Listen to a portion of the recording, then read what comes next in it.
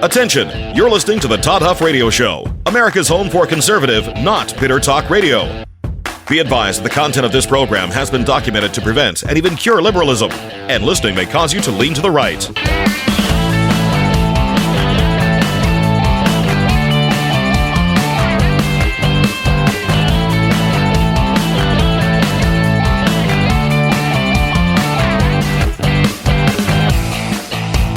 Here's your conservative, but not bitter host, Todd Huff. Well, that is right, my friends. You have tuned in. And Glenn, thank you for that stellar introduction. As usual, you've tuned in here to America's home for conservative, not bitter talk. I'm your host, the one and only, the ever so beloved, the benevolent dictator here behind the microphone, Todd Huff. It is my pleasure to be here today. Thank you so much for joining us. I want to talk today, actually, again, on occasion this happens, but our Todd Talk was about this, and I want to continue this conversation because I think that this is a good conversation to have. This Trump getting the federal government, the Department of Defense, being offered this gift by the nation of Qatar for a temporary version of Air Force One. I want to talk about this today, and I want to talk about other things as well. I saw a clip from, I don't watch, listen, when I've not done, let me back up. When I started this program in 2015, there was one program that I listened to, and there's a reason, well, there's a couple of reasons for this. I was always a student and a fan of Rush Limbaugh. Other than Rush, I never really listened. I would listen here and there to different things, but I really didn't get into anything beyond Rush. Now, I did listen to Jim Rome for a time, sports talk radio. I have listened to Dave Ramsey before, but no one else in this political talk space, really. I mean, I'm familiar. I tuned in. I've listened to other voices out there. But, when I started the program, I thought I don't want to consume content that I allow to almost subconsciously impact what I think so that when I come on this program, it sounds like an echo of someone else. Now, I did listen to Rush in those days, and of course, no longer had that option after Rush's passing here a few years ago. But this... It's just amazing to me as I'm getting prepared here for this program today, and we're looking at this. But it's just amazing to me how this the narrative is being shaped by the media and how openly just how much of an open double standard they have. And of course, Rush would talk about that. But I'm, in the early days of this program, I stopped listening to other people, number one. And when we started doing the Todd Talk, that's another rule I had, I would make the Todd Talk about something that typically wasn't what we talked about on the program, but I'm breaking that rule. So I broke the rule. When Rush was still doing his program, I would listen to that show, and I'm breaking the rule today of talking about the Todd Talk here on the program. But there's a lot of context that needs to be explained and talked about, and we're going to go through that in due course today, my friends. But also, Joe Rogan, that's what I was bringing up Rush also to tell you about. Joe Rogan, I never listened to Joe Rogan. I've seen clips. I know his program's incredibly popular. I've watched parts of interviews, but very rarely, I don't think I've ever watched an entire thing. I know I haven't. But I saw him talking recently. I did see a clip of him talking about the Big Bang and evolution and Jesus, saying that it makes more sense to believe in Jesus than the Big Bang, and of course, that being the start of things for this universe that we live in. And of course, that's got me interested. I'd like to talk about that as well. That probably will be in the next hour. So that's where we're headed, my friends, and we'll get there in due course. Friends, what would you rather do? Would you rather take 2 Salty soft gels a day or spend hours in your doctor's office talking about your cholesterol? I know what I would choose, and that's why I'm taking Salty. And I'm even friends with my doctor, my friends. So, Salty is an all-natural, clinically proven dietary supplement that lowers your cholesterol. Science has proven this. It's lowered other folks' cholesterol, and it may be able to lower yours as well. There's no prescriptions. There's no doctor's visits. This isn't a drug. It's all natural. Just 2 of those a day, 2 Salty soft gels a day at once, not 1 in the morning, 1 in the afternoon, 2 together, 1 time a day. That's all it takes to take care of your heart health and your cholesterol. So, your family needs you, your business, your community, your church, your country. We all need you. We all need you in this fight that we are engaged in. And Salty is a simple and effective way to make sure that you are here for the long haul. Go to Salty.com, Soltea. Hear me say this. Salty.com. Promo code Todd will get you 50% off your first 3 month supply and free shipping. It is affordable. It has been proven to work. It is a great first step, especially as you are aging, like all of us are, my friends. And I think, well, I take the product. I think you should take it. At least consider taking it as well. Salty.com, promo code Todd, 2 Salty soft gels a day. That's all it takes. Doesn't get much easier than that, my friends. All right, so let's talk here. Let's talk here about this gift by Qatar. So let's lay a little bit of the groundwork here. President Trump was offered a $400 million, according to reports, and Trump has validated or confirmed this, verified this, a $400 million 747 that he would temporarily use as Air Force One. Now, let's pause for a moment. I'm going to go back a little bit into history, not very far, just back to the Obama days, and the Obama administration had started a process of revamping the Air Force One fleet. The Air Force One fleet is approximately 40 years old, 40 years old. And so these jets, of course, they age, they become, there's newer models that, are more efficient, more technological, whatever. But of course, we're taking special care of the older one, the maintenance and the additional specialization, customization, I guess is the right word here, that has been undertaken to outfit this jet to be what we need it to be, what the Air Force needs it to be, what the Department of Defense, the presidential team needs it to be. That's what it is. But it's not going to last forever. So the Obama administration, started this process. It was signed or finalized, I guess, as I understand it, under Trump in his first term. In fact, if you listen to Trump tell the story, and I don't know, I've listened to so many clips, I don't know if it's in the one I'm going to play here in a minute or not. In case he doesn't say it in that clip, Trump says, look, I took this over from Obama. I got Boeing to bring the price down even more. We signed off on it, and they started working on the project. Well, in 2020, Trump lost his re-election bid.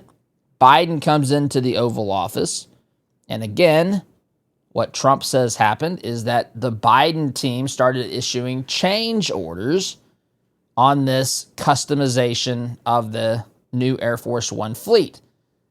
And the way that Trump describes it, it sounds like, again, this is as what I understand to be his perspective, the Biden administration was issuing change orders and really didn't even know that that's what they were doing. Every time you get a change order, of course, that means that they have to go back to some degree to the drawing board and reconfigure something, make adjustments. Sometimes a change might affect a series of things that you don't initially think of. Sometimes it's very cosmetic or superficial or whatever, and it doesn't have to be a big deal, but there were multiple change orders which delayed production of the fleet. So Trump comes back into office after winning re-election in 2024 and realizes that the Boeing project, the Air Force One, the new version of Air Force One, is nowhere near being completed, at least in part because of the delay caused by the change orders that were issued under the previous administration. Again, this is how Trump explains it, has described it, and so forth. And so in this process, the nation of Qatar from the Middle East has said, hey, we will gift you something here from our fleet. And it's a 747 I think it's 8. My son would be highly upset at me if I got this wrong. I don't see it in this particular story. I think it's a 747-8. It's known as a palace, what was it? A palace in the sky or some such thing. And so Trump has basically said, I'm going to take this. We are going to take this. Now, who's we, by the way? In fact, Oz asked me this morning. She's like, what is Trump taking a private jet for? I said, hold on, Oz. I'm like, that's not entirely what's happening here. She had seen some headlines, and that's why I really want to go through this. So, Jonathan Karl of ABC, he posted on X on the 11th, which would have been on Sunday, ABC exclusive, President Trump is poised to accept a luxury jet as a gift from Qatar. So just listen. You heard how I described what this was. Now, there's more to this, admittedly more to this, and I'm going to get to that. But does that sentence sound like it is a reflection of what reality is? It is Air Force One. It's not a private jet. It's not a Gulfstream G50 or whatever. It's not that. It is a replacement model for Air Force One, which I just went through and told you why it's necessary. It's actually a project in the making, and this is a kind of a stopgap, a temporary upgrade until the new ones can be completed. But Jonathan Karl says that President Trump is going to accept a luxury jet as a gift from Qatar. Now, that's the headline version. Now, he, to his credit, in the next sentence, makes it a little bit more accurate. It's to be used as Air Force One and then transferred to the Trump Library by January 2029. Perhaps the biggest foreign gift ever. DOJ insists it's legal, not bribery, not violation of, and this thing cuts off. Why does it cut off? It doesn't even say more. Let me see if there's more to this tweet. So it says in violation, there we go, in violation of the Emoluments Clause, which that's in the Constitution. So the Emoluments Clause basically says, look, you're not supposed to be president of the United States and accepting gifts from foreign nations. That's the idea. So the concept here is you don't want to be in a position to where you are getting things from foreign governments to where you're in a predicament that at least makes you vulnerable or maybe pressures you a little bit to provide favors back in your official government capacity to a foreign nation who gave you a gift.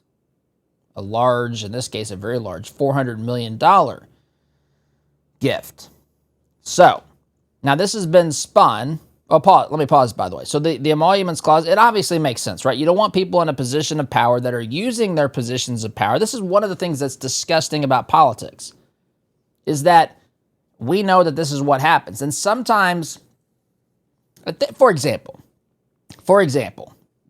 there's clear examples of this where a government could say, hey, here's a couple $1 million cash, Mr. President. Put it in your personal account. That's a clear violation of the Emoluments Clause. But let me ask you this.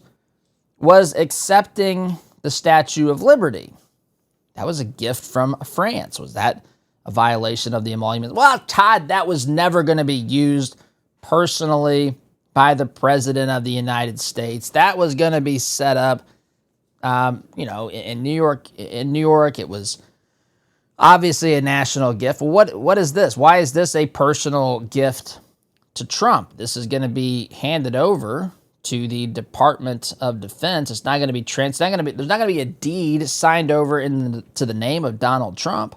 Listen, I don't care that there's questions. I saw Ben Shapiro was highly upset at this.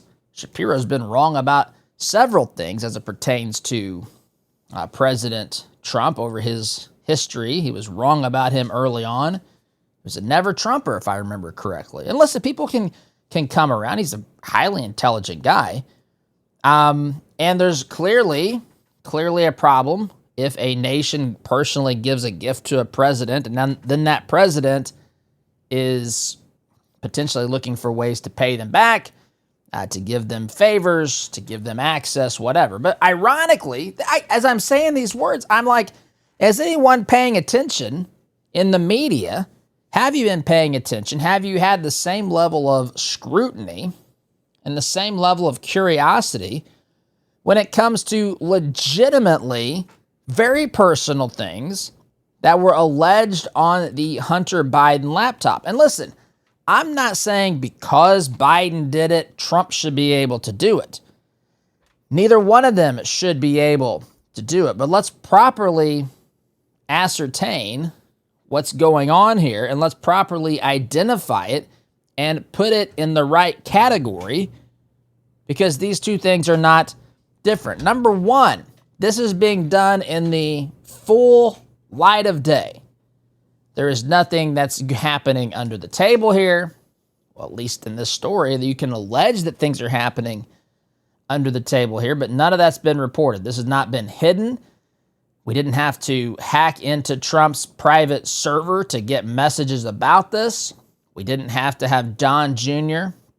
or Eric Trump or Ivanka go drop a computer off at a local computer repair shop in Manhattan with all sorts of messages talking about how Trump's going to take a gift from Qatar, from Qatar. How do you say? I've said it. I think it's Qatar. Some people say Qatar. I don't know. Regardless, take the gift. We know about it because of transparency. We didn't have to stumble upon it. By the way, the media didn't have to say that the story was fake because it was on a computer that was owned by someone alleged to have been the son of the president. That didn't happen. It's just out there for all the world to see. There's a press conference about it. He's asked about it. I'm going to play that soundbite or a couple of those sound bites. This is not the same thing. Compare and contrast that with what happened allegedly under President Joseph Bribery. You go back to when he was vice president, there's all sorts of allegations and damning evidence on Hunter Biden's laptop. Again, this isn't to say that because one person can do it, another should. It is to say, why isn't the media interested in this? And why don't we hold people accountable who actually do this, what you're accusing Trump of? And I would love to compare and contrast these things, because you have messages. And again, the only reason we know these things is because Hunter Biden was either at least foolish and drops off his... Think about how that whole story happened.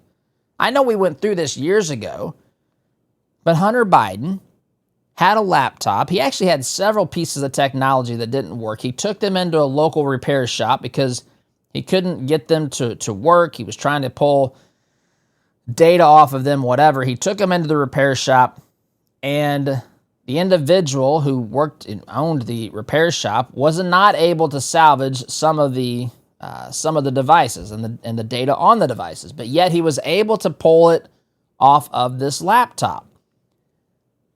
And he called Hunter Biden, left him messages, told him, hey, it's ready to pick up, come get it. Hunter Biden never came back. And so he never paid for it. Per the contract you signed with this repair shop owner, if you don't pay for it or claim your device within a certain period of time, it becomes his property. So he waited for that period of time. Hunter never came back. He fortunately made a copy for himself, tried to find someone to give this information to. First, he gave it to the FBI. The FBI said thanks and never did anything with it.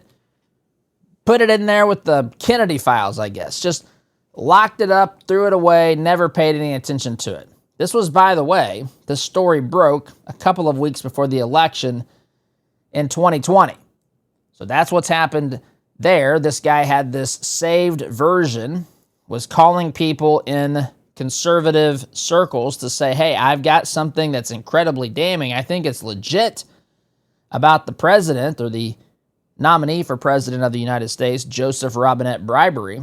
Finally found someone, I think, on Rudy Giuliani's team to take it. Anyway, long story short, it eventually makes itself into an article, a story written by Miranda Devine of the New York Post. It ends up in a book that she writes called The Laptop from Hell. I've read this book. You can read it yourself. It is beyond damning for this family. We would have known about none of that had Hunter Biden not acted like a fool and left his laptop at the computer repair shop.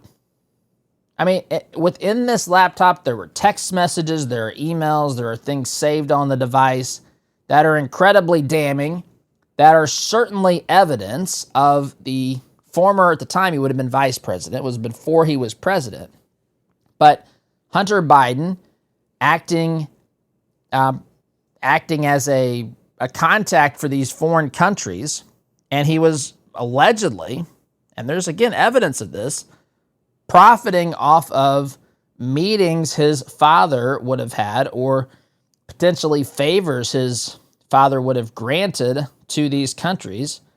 Hunter Biden was receiving big checks. There's at least one message, there may be multiple messages when it talks about the big guy. The big guy. We got to worry about the big guy getting his share of the deal. The context makes it clear, very it appears to be very obviously the big guy being Joe Biden, the vice president at the time. Jonathan Karl, I don't know if Jonathan Karl has the slightest curiosity about any of that. All of that happened under cover of darkness. It was discovered through a series of circumstances that you couldn't make up in your own novel, but yet that's what's happened. That's how we found out about it. And I haven't even mentioned Hillary and the Clinton Foundation scandal, but that's out there too. I got to take a break up against the clock here. Quick time out, my friends. Back in just a minute. Welcome back, my friends. So where was the curiosity of Jonathan Karl, of ABC News, of the media? Where was it?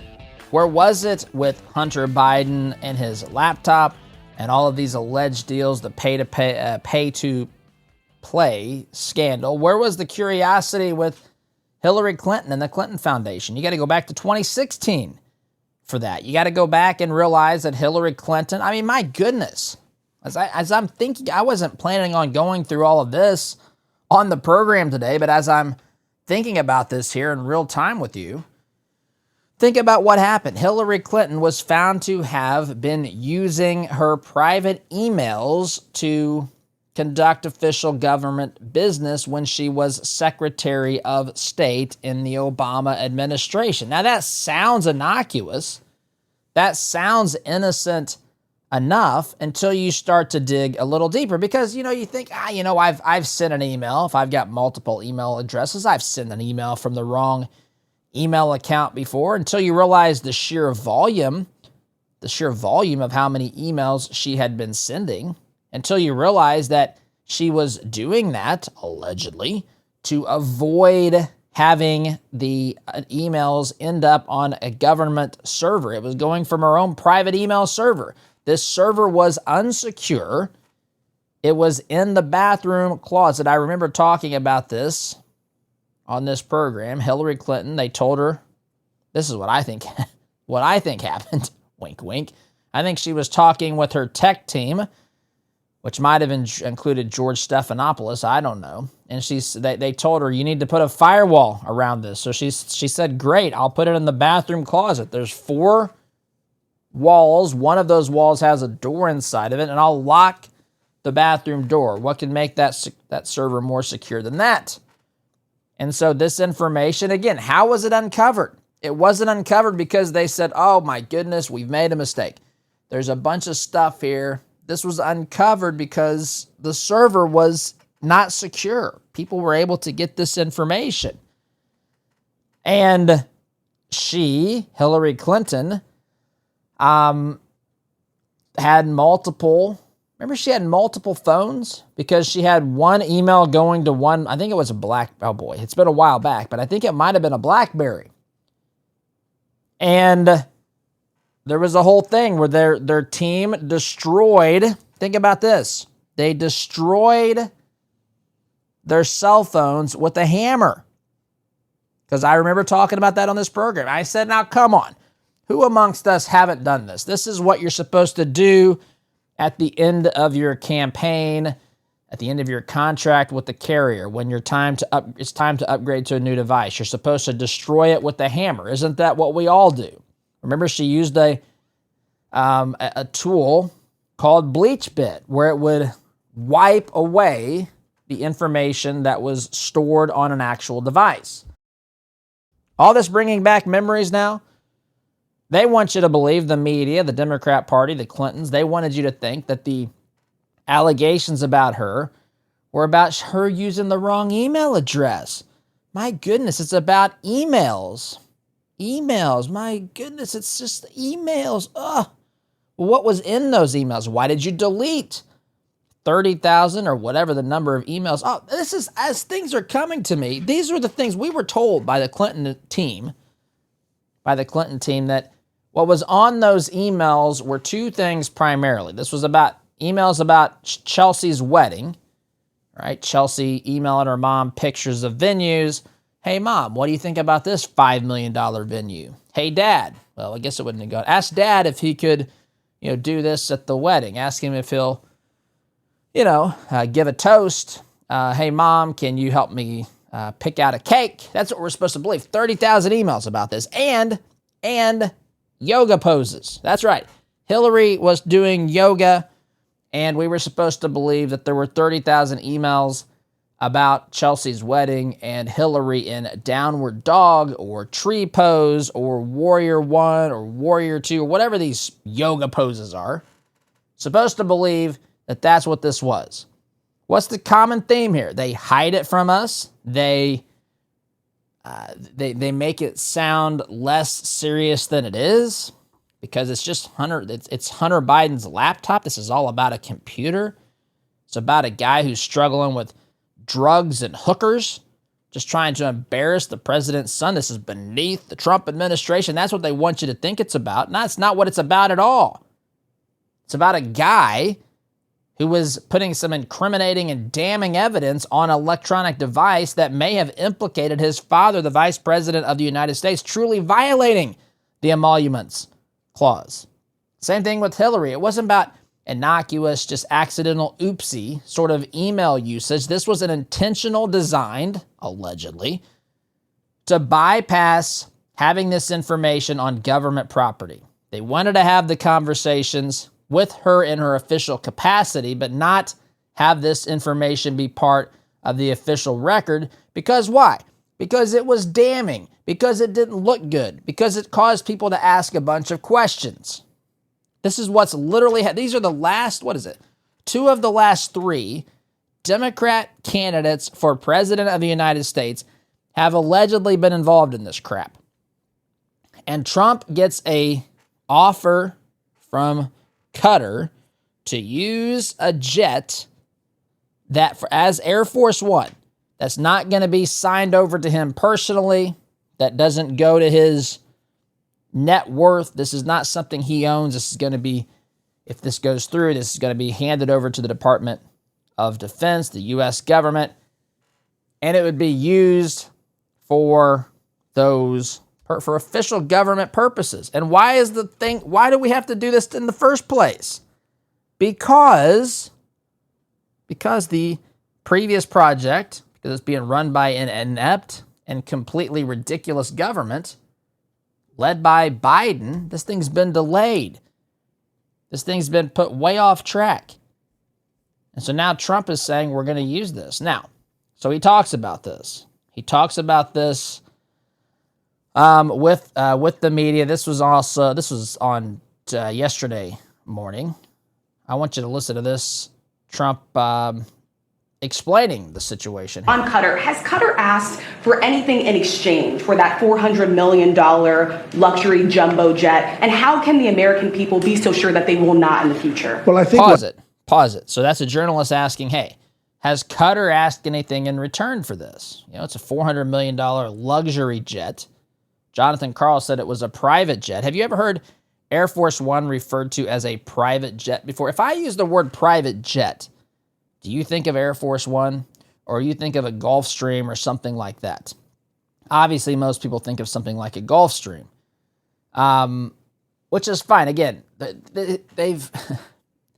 they have basically demonized people who fly on private jets, and they have demonized just the concept of the word private jet. It means you're part of the oligarchy. It means you're part of the problem. You're in the 1% club. You're destroying the lives of average Americans by polluting the atmosphere and all this sort of stuff. But that's not what Air Force One is. I mean, I guess in some capacity it is a private jet. It's not something that you can book a flight on. But of course, it's an official government jet that's used for the president of the United States. So she's asking, look, and this is a fair question. Are they wanting anything in return for this? I mean, Trump could have said, look, we've defended these suckers. They wouldn't exist. I think he says a version of this. They wouldn't exist without us to begin with. So if this is for anything, it's for gratitude that we've allowed them to exist by defending the entire world as we've done. This isn't a payment of anything to be done in the future.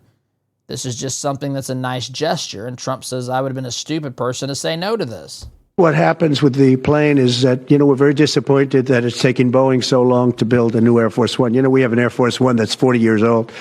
And if you take a look at that compared to the new plane of the equivalent, stature at the time, it's not even the same ballgame. You look at some of the Arab countries and the planes they have parked alongside of the United States of America plane. It's like from a different planet. And it's close to 40 years old, might be more than 40 years old now. And we, when I first came in, I signed an order to get it built. I took it over from the Obama administration. They had originally agreed. I got the price down much lower. And then when the election didn't exactly work out the way that it should have, a lot of work was not done on the plane because a lot of people didn't know. They made change orders that were so stupid, so ridiculous. And it ended up being a total mess, a real mess. And when I came back, I said, by the way, what's going on with the Boeings that are coming in? Well, sir, they're way behind. And they're way behind. They were way behind. Another mess that I inherited from Biden. And it's going to be a while before we get them. And I have to pause it there. I'm just up against the clock. So he's painting the picture, which we went through a little bit earlier in the program, as to how we even got to this point. What makes Qatar offer this jet? And it's because they've botched this order. The previous administration botched the order, basically. Screwed it up, got it delayed. Air Force One, the fleet is on hold, basically, or it's way behind schedule. So I got to take time out here. Quick time out, my friends. Back here in just a minute. Welcome back, my friends. Third and final segment of this, the first hour of the Todd Huff Show today. Talking about this jet, this alleged gift, or this gift that has been offered by Qatar to President Trump, specifically to the U.S. government, but Trump as the president's the one who was offered this. And so we're just talking about this, and I want to get through Trump's comments here. This might go over into the next hour as well. But friends, before I do this, if you are in sales, let me ask you something. Are you where you want to be? Whether you're struggling to close deals or just want to sharpen your skills, Matt Easton and Easton University can help.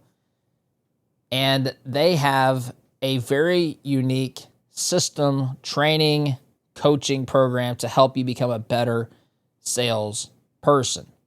This is not cookie cutter training. There is personalized coaching involved. There's a system. There is a system that they've built, but there's also coaching.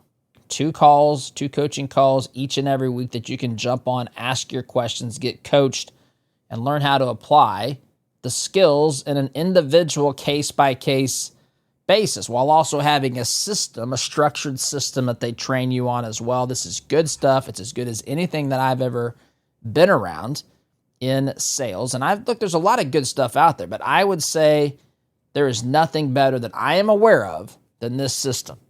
So if you follow the system, it will pay off, but you have to take that first step. That first step is going to toddhuffshow.com/Easton, EASTON. Do that. Sign up for Easton University.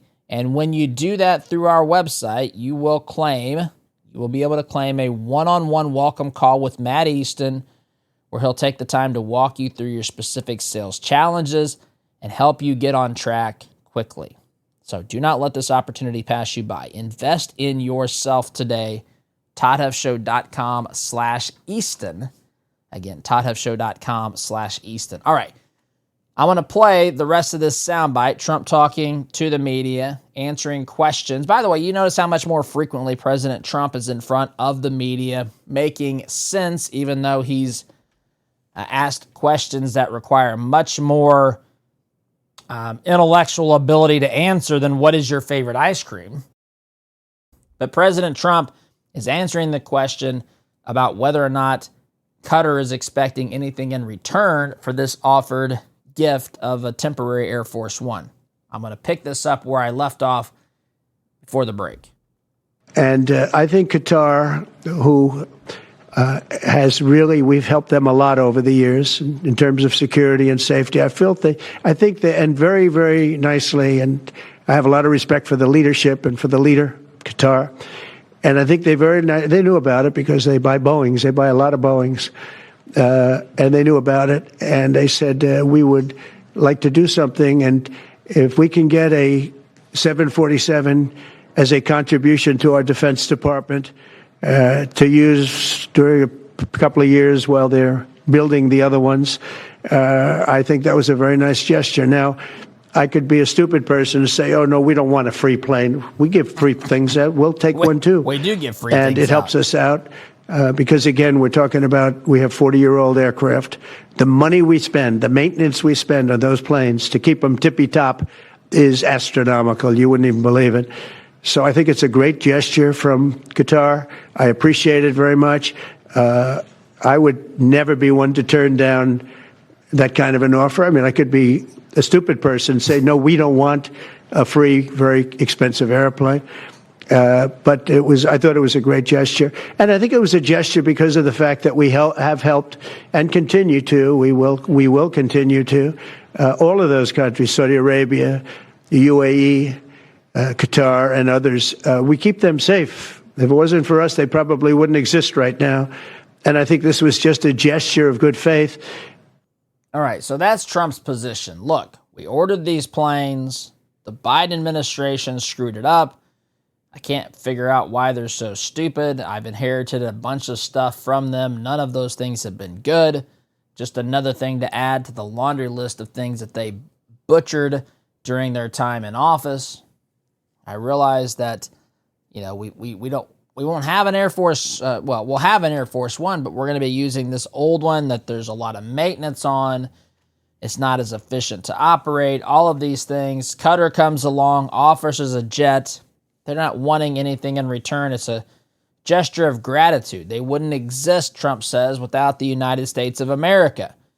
This is a thank you gift. This is not something, to me, which this gets, he didn't say that specifically here, but he is asked about this again by ABC News, who's the group who initially, I guess, broke the story, if you want to say it that way. And so he points out in that comment, which I'll play that at the top of the next hour. But he says, look, this is not a gift to me. This is a gift to the Department of Defense. Now, at the end of its use, when the new fleet comes in, whenever that's going to be, which apparently is going to be 2029, I guess now, I don't know. The plane is going to be sent to Trump's presidential library, which, by the way, is not uncommon because this has already happened. Reagan has a decommissioned. I didn't know this. My son just went here a couple of months ago when he went to California with his grandmother to visit relatives. He saw at the presidential library a former Air Force One jet is there. Anyway, we'll talk about this on the other side of the hour, or top of the break. Top of the hour, I gotta go. SDG.